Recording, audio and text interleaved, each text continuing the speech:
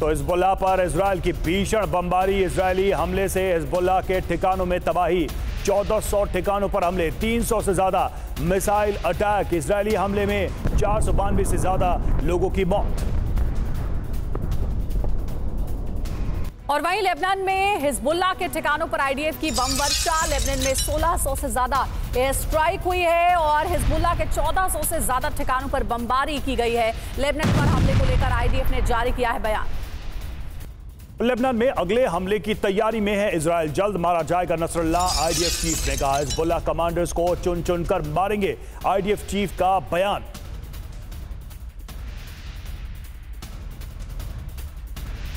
और हिजबुल्लाह के miss fire rocket का वीडियो भी सामने आया है। लेबनान के शहर पर ही गिरा हिजबुल्लाह का रॉकेट। हिजबुल्लाह ने इजराइल पर दागा था रॉकेट। मिस फायर के बाद लेबनान के घर पर गिरा। वह इजराइल के पोर्ट शहर पर मिसाइल से हमला। क्रायोट में हिजबुल्लाह ने की है ताबड़तोड़ बमबारी। हिजबुल्लाह ने 100 से ज्यादा रॉकेट दागे। और अगली अहम खबर का रुख करेंगे। हिजबुल्लाह के अटैक को इजराइल ने किया नाकाम। इजराइल आयरन डोम ने मार गिराए हैं रॉकेट। इजराइल के आयरन डोम ने रॉकेट को मार गिराया। दरअसल आसमान में ही खाक हुए हिजबुल्लाह के रॉकेट। ये देखिए तस्वीर आपको दिखा रहे हैं, आसमान में ही रॉकेट को कैसे मार गिराया गया है। इजराइल के आयरन डोम ने हिजबुल्लाह के रॉकेट को आसमान में ही धराशायी कर दिया।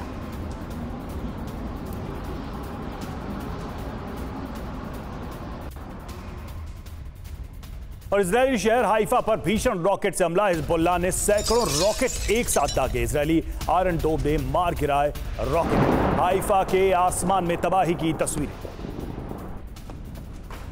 वहीं हिजबुल्लाह के हमले के बाद हाइफा में बज रहे हैं सायरन। लोगों ने बंकरों में शरण ली है। हमले के बाद करीब 3 लाख लोगों ने बंकर में जगह ली है। तो इजराइल पर हिजबुल्लाह का पलटवार, जी हां, कहां हमला किया गया है वो भी हम देख लेते हैं। पोर्ट शहर क्रायोट पर निशाना साधा गया। हाइफा शहर पर ये हमले किए गए। हमले कैसे हुए? एक साथ सैकड़ों रॉकेट दागे गए। सबसे बड़ा अटैक कहां पर हुआ? तो हाइफा शहर पर हुआ। 100 से ज्यादा रॉकेट दागे गए हाइफा पर और इसका नतीजा आयरन डोम ने हमले को नाकाम किया, जो इजराइल का सबसे प्रमुख एयर डिफेंस सिस्टम है। सुमित हमारे साथ इस वक्त स्टूडियो में मौजूद हैं। सुमित, लेबनान के पास या हिजबुल्लाह के पास ऑप्शन क्या है? मतलब इस लेवल पे जो अटैक हुआ उसका क्या काउंटर करेंगे मिसाइलों के अलावा? देखिए, वैसे तो खासतौर पे हिजबुल्लाह के पास एक ही ऑप्शन रहता है हमेशा, वो है मिसाइल अटैक करना है, ड्रोन अटैक करना। लेकिन अब मुझे लगता है कि जिस तरीके से इजराइल ने बड़े अटैक्स किए हैं, खासतौर पे जो पूरी लीडरशिप है या फिर पूरी जो ऑर्गेनाइजेशन का स्ट्रक्चर है उसको ख़राब कर दिया, बर्बाद कर दिया है। अब हिजबुल्लाह के पास वो भी ऑप्शंस कम है कि वो बड़े अटैक्स कर सके या फिर क्रॉस बॉर्डर इन्फिल्ट्रेशन करके बड़े अटैक्स को अंजाम दे सके इसराइल के इलाकों में। तो निश्चित तौर पर इसराइल ने बहुत स्ट्रैटेजिकली पहले उन्होंने कम्युनिकेशन सिस्टम्स को बर्बाद किया, फिर उन्होंने बड़ी टॉप लीडरशिप को बर्बाद किया और उसके साथ ही उनके आर्म्स एंड एम्युनिशंस के जो बड़े डिपो थे उनको भी टारगेट किया। और अब ये हालत आ चुकी है कि हिजबुल्लाह के पास ना तो ऑप्शन है, ना उसके पास हथियार है, और अगर वो कोशिश भी कर ले तो सिवाय मिसाइल दागने के वो कुछ नहीं कर सकता, और वो भी आयरन डोम पूरी तरीके से निष्क्रिय कर देता। रवि, इजरायली हमले के बाद लेबनान के कई शहरों में जाम। रात भर सड़कों पर घंटों फंसी रही सैकड़ों कारें। बेरूत की ओर पलायन कर रहे हैं लोग। तस्वीरें आप देखिए किस तरह से लंबा जाम लगा हुआ है। बेरूत की तरफ लोग मूव करते नजर आ रहे हैं। इस हमले की चेतावनी इजराइल की तरफ से कई माध्यमों के जरिए लोगों को दे दी गई थी और उसके बाद लोगों में एक डर, एक पैनिक, सुरक्षित जगह पर जाने के लिए। नतीजा ये हुआ कि सैकड़ों हजारों की संख्या में लोग सड़कों पर आए अपनी गाड़ियों से और जाम की तस्वीरें सामने।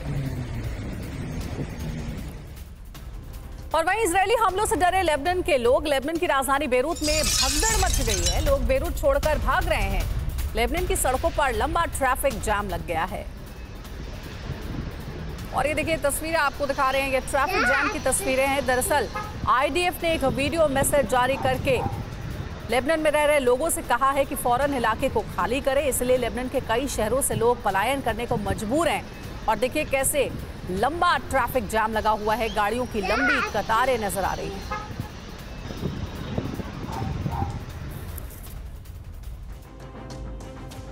तो 18 साल बाद सबसे बड़ा हमला लेबनान दहला। जी हां, हिजबुल्लाह के गढ़ में तबाही हुई है। इस हमले की वजह से 1400 ठिकानों पर ये अटैक किए गए हैं। 300 से ज्यादा मिसाइल से हमले किए गए हैं। ड्रोन और रॉकेट से भी हमले किए गए हैं। 492 से ज्यादा लोगों की मौत हो चुकी है इस हमले में। 1645 से ज्यादा लोग घायल हुए हैं। दक्षिणी लेबनान में आईडीएफ की बमबारी सिडोन के रिहायशी इलाकों पर हमला किया, बेरूत के कई इमारतों को तबाह कर दिया। तो ये बड़ा हमला किया गया है और 18 साल बाद इस लेवल का कोई अटैक हुआ है। और वहीं इजरायली हमले के बाद यूएस का बयान भी सामने आया है। मिडिल ईस्ट के लिए युद्ध बड़ा खतरा है। इजरायली हमले से अमेरिका अलर्ट पर है। मिडिल ईस्ट में और सैनिक भेजेगा अमेरिका।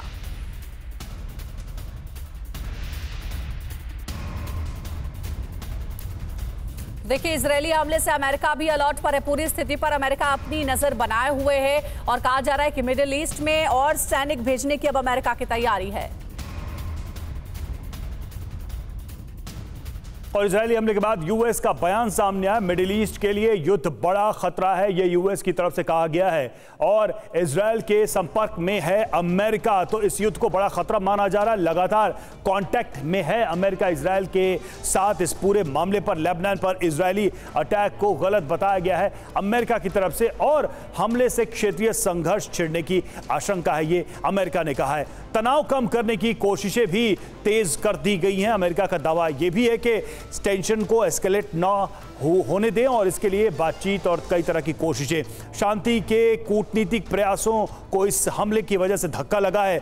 इजरायली हमले से अमेरिका अलर्ट मोड पर आ गया है, यानी कि इस हमले के लेवल का अंदाजा अमेरिका को भी नहीं था, ये कहा जा रहा है। और मिडिल ईस्ट में 40,000 यूएस आर्मी की तैनाती है इस वक्त और मिडिल ईस्ट में और सैनिक भेजेगा अमेरिका ताकि किसी भी परिस्थिति से निपटा जा सके। सुमित, क्या अमेरिका की चिंताएं, अमेरिका के आंसू या अमेरिका की जो भी चीजें हैं उसके एक्शन से बिल्कुल विपरीत नहीं है? क्या कह सकते हैं कि ये घड़ियाली आंसू है? देखिए, बिल्कुल आपने रवि एक बात तो सही कही, क्योंकि ऐसा लगता है कि अमेरिका जब भी कोई इजराइल बड़े अटैक करता है, चाहे वो गाजा के अंदर हो चाहे वो लेबनान में हो, हमेशा अमेरिका की तरफ से कहा जाता है कि हमको इसकी जानकारी नहीं थी। लेकिन आप मान के चलिए कि जब भी इजराइल पे कोई बात आती है, सबसे पहला देश जो अनाउंस करता है कि एडिशनल फोर्सेज मूव कर रहा है, वो लगातार अपने न्यूक्लियर एयरक्राफ्ट कैरियर को मूव कर रहा है, तो कौन होता है? वो अमेरिका होता है। अमेरिका ये जरूर दर्शाना चाहता है, क्योंकि निश्चित तौर पर वहाँ पर इलेक्शन भी हैं, वहाँ पर कई चीज़ें हैं और अमेरिका के ऊपर लगातार प्रेशर भी है इंटरनेशनल कम्युनिटी का, कई देशों का। तो ये दर्शाना चाहता है कि देखिए, हमें कुछ नहीं पता, इजराइल कर रहा है। लेकिन जब भी इजराइल पर कोई बात आती है तो अमेरिका ही सबसे पहले आके उसको एक शील्ड प्रोवाइड करता है। और अभी भी अगर आप देखें, चाहे वो पेजर्स की इशू हो, कम्युनिकेशन डिवाइसेस को उड़ाना हो, बड़े लीडरशिप को मारना हो हिजबुल्लाह की, या लेबनान के अंदर बेरूत तक जाकर अटैक करना हो, इजराइल ने सब कुछ किया जो वो चाहता था। उसने सब कुछ किया और किसी रोक टोक के किया, और अभी भी वो कर रहा है ऑपरेशंस। और अमेरिका या कोई दूसरा देश ना तो कोई रोकने की बात कह रहा है, ना उसे किस तरीके से सैंक्शंस की बात कही जा रही है। बिल्कुल, निश्चित तौर पर जिस तरीके से अमेरिका के बयान आते हैं और जो कार्रवाई होती है इजराइल की तरफ से, वो दोनों बिल्कुल अलग अलग पोल की बातें नजर आती हैं।